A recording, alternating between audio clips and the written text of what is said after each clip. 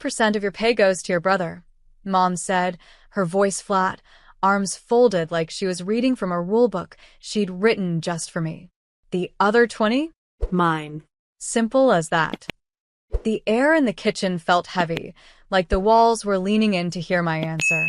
I set my coffee cup down slowly, letting the silence stretch just enough for her to think she'd won. Then I stood, grabbed my jacket, and slipped one arm into the sleeve. "Here's simpler," I said, meeting her eyes. "I'm gone, and you'll never see a cent from me. Pay your own bills." Her face didn't crumble, not yet.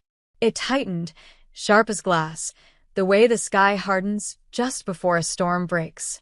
Behind her, my brother shifted in his chair, avoiding my gaze like a kid who'd been handed stolen candy. I didn't pack much, just the bag I'd left by the door weeks ago, in case this moment came. I'd known it would. Outside, the winter air bit my cheeks. The sound of my boots on the driveway was the only goodbye I gave them.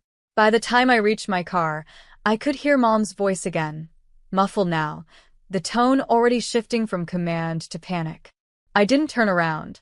If there's one thing I've learned, it's that some people only understand silence when it's paired with absence. What happens when the hands that always took from you suddenly have nothing left to hold? I didn't answer her calls that night, or the next. The missed calls stacked in my notifications like bricks, each one another reminder that her control had cracks now. I'd driven 3 towns over before the adrenaline even faded. The motel I checked into smelled like bleach and burnt coffee, but it was mine. The key in my hand felt heavier than the one to my old room ever had. The first few days were quiet, almost too quiet. No footsteps outside my door. No shouted instructions from the kitchen. No reminder that my paycheck didn't really belong to me. But quiet has a way of turning into clarity. And in that clarity, I started doing math. 80% of my income, gone every month for over a year. Thousands siphoned without a single thank you. All under the banner of family duty. I had enough saved to survive, but I wanted more than survival now.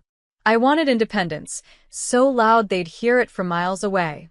I picked up extra shifts at work, found a roommate who actually paid her half on time, opened a separate bank account Mom couldn't touch, one she'd never even know existed. Weeks passed. Then one morning, my phone buzzed with a message that was different from the rest. The electricity's been shut off. Can you send money? Just for now. I stared at it for a long time, remembering every time she told me I owed them, every time my own needs had been called selfish. Instead of replying, I took a screenshot, saved it in a folder I'd titled Receipts, and went back to work. Because I had a feeling this was only the beginning, and when the end came, I wanted to have every word, every plea documented. Sometimes the best revenge isn't cutting someone off all at once. It's letting them feel, drip by drip, what life is like without you. 2 weeks later, the calls turned into voicemails. First, Mom's voice was sharp, ordering me to stop acting childish. Then, it softened into pleading. By the 4th message, she was crying not because she missed me, but because the water had been shut off, too. I listened to each one once, saved them, and never called back. Every time my phone lit up with her name, it was like a little reminder that her grip on me had finally slipped. I'd built a new routine. Work, home, peace. No guilt hanging in the air. No one tallying up what I owed. The money I kept for myself wasn't just numbers in an account. It was proof I could stand on my own. Then my brother called. I almost didn't answer, but curiosity got the better of me. His voice was quieter than I'd ever heard it. "They're talking about selling the house," he said. "It's bad, Marissa. She thought you'd step in. You always did before." That last part made me smile, not in joy, but in recognition. Yes, I always had. And that's why they believed I always would. I didn't tell him I'd already checked public records, that I knew the mortgage was behind, that the bank had already filed the first notice.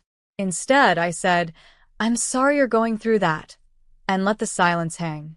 He waited for me to offer something, money, advice, anything. I offered nothing. When we hung up, I sat there for a long time, the hum of my fridge filling the room. It wasn't satisfaction I felt. It was something quieter. a sense that, for the first time, they were living in the reality they'd created. And I knew this was only going to get worse for them. The next letter didn't come to my phone, it came to my mailbox. Plain white envelope. My mother's handwriting. No return address, but I didn't need one. Inside was a single sheet of paper. No, dear Marissa. No, love, Mom. Just, we're losing the house.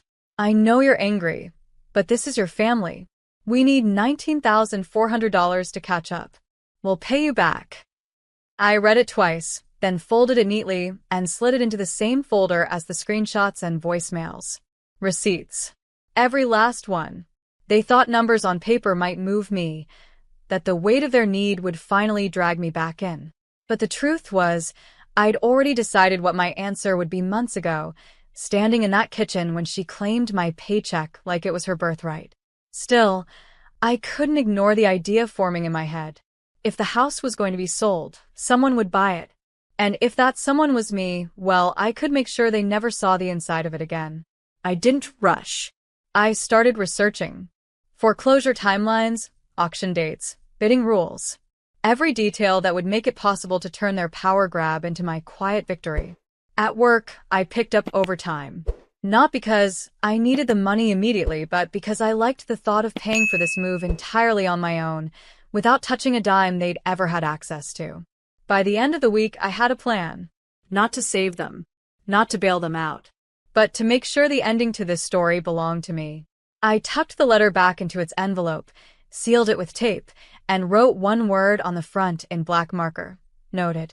Then I placed it at the bottom of my desk drawer, where it would stay until the day I'd need to remember exactly why I did what came next. The auction date was set for a Wednesday morning. Public. No sentimental speeches. Just numbers, paddles, and signatures. I arrived early, hair tucked into a low bun, dressed in a plain blazer that made me look like just another quiet bidder. Nobody glanced twice. When the property list flashed on the screen, my eyes locked on the address I knew by heart. The house where I'd poured my income into someone else's comfort. The kitchen where they'd told me, without flinching, that my work, my time, my money belonged to them. The bidding started low. I kept my hand still at first, letting others jump in, watching the price climb. When it hit a number that made half the room hesitate, I raised my paddle. One bid. The room shifted. A man across from me countered. I didn't blink. I raised again. And again. It became a rhythm, his hesitation, my certainty. Until finally, the auctioneer's voice cut the air. Sold. Gavel down. The papers were in my name before noon. No co-signers. No shared ownership. No loopholes that could ever put it back in their hands. I walked out into the sunlight, holding the folder, like it was the deed to my own freedom. Because it was. That night, I drove past the house. Lights on in the living room. Shadows moving behind the curtains. They had no idea yet, but they would. And when they did, I wasn't going to gloat. I wasn't going to yell. I was simply going to hand them the truth, the same way they once handed me my bags. It happened 3 days later. I was sipping coffee at my kitchen table when my phone buzzed, not with a call, but with a photo from an unknown number. It was the front door of the house. A bright red notice taped across it. Change of ownership. Vacate by month's end. Before I could even type a reply, Mom's name lit up my screen. I let it ring once, twice, then answered. It's you, she said, no question in her voice, just accusation. Yes, I replied calm. Her words tumbled over each other. You can't do this, Marissa. We're your family. We took care of you. I almost laughed. You took from me, I said. There's a difference. Silence. Then the sound of her breathing, heavy and uneven. What do you want? She finally asked. It was the same question I'd asked myself in the weeks leading up to this. And the answer had never been money. It was this moment. The shift. Her realizing she no longer held anything over me. I want you out, I said simply. End of the month. After that, the locks change. I could hear her choke back something, anger or tears, I couldn't tell. You'll regret this, she said. But I knew better. Regret was waking up every day in that house, working hours I'd never get back, just to hand my life over to people who saw me as a resource instead of a person. This was release. When I hung up, I saved the call recording to my receipts folder. Because one day, I might want to remember exactly how freedom sounded. The final week came faster than I expected. Every time I drove past the house, there were more boxes stacked on the porch, more furniture leaning against the rail.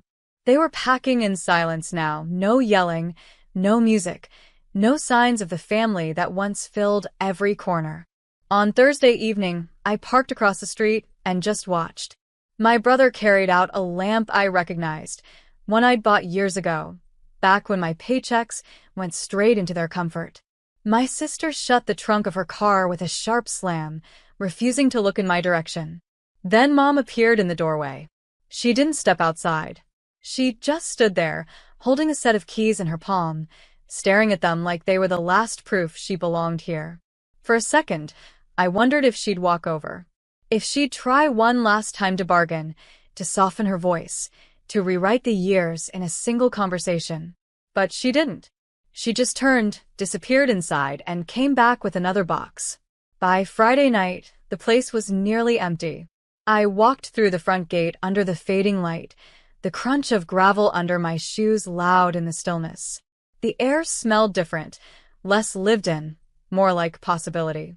I stood in the driveway, the same spot where she once told me how much of my life belonged to them, and thought about how strange it felt to reclaim a place without raising my voice, without lifting a hand. Tomorrow the locks would change. And when they did, this house, and everything it represented, would finally be mine alone. Saturday morning broke clear and cold, the kind of air that wakes every nerve in your body. The locksmith arrived right on time, his van humming in the driveway. I stood on the porch as he worked, each metallic click a chapter closing. When the last lock turned, he handed me the keys, smooth, cool, and heavier than they should have been. Not just metal. History. Inside, the house felt hollow. The echoes were different now, not heavy with arguments or demands, but light, almost clean. I walked through each room, letting my hand skim over the walls. In the kitchen, I paused. This was where she'd stood, arms folded, dictating exactly how my paycheck would be carved up for everyone but me. Now, there was no one here to claim my work, my time, my life. On the counter, I placed a single envelope. Inside was a copy of the deed, my name in bold, black ink. On the front of the envelope, I wrote one line. "The bills are yours now." No signature. No explanation. I stepped outside, locked the door behind me, and let the keys rest in my palm for just a second longer before sliding them into my pocket.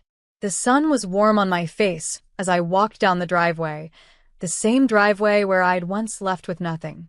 Only this time, I wasn't leaving. I was arriving at a life that was finally, entirely mine. This story is a reminder that sometimes the most powerful revenge is simply taking back control of your own life. When people believe your time, money, and energy belong to them, walking away can feel impossible, but it's the first step to freedom. Marissa didn't scream, beg, or try to prove her worth. She removed herself from the cycle, built her independence in silence, and let those who took from her feel the weight of their own choices. Buying the house wasn't about possession, it was about turning the very place they used to control her into a symbol of her independence. It showed that revenge doesn't have to be loud or cruel. It can be quiet, legal, and absolute. In the end, she didn't need their approval or even their understanding. She needed her life back, and she claimed it. If you've ever been used, underestimated, or told you owe someone who only takes from you, remember, your boundaries are not selfish. Your success doesn't need their permission. And sometimes, the most poetic justice is standing exactly where they once told you you didn't belong and staying there on your own terms.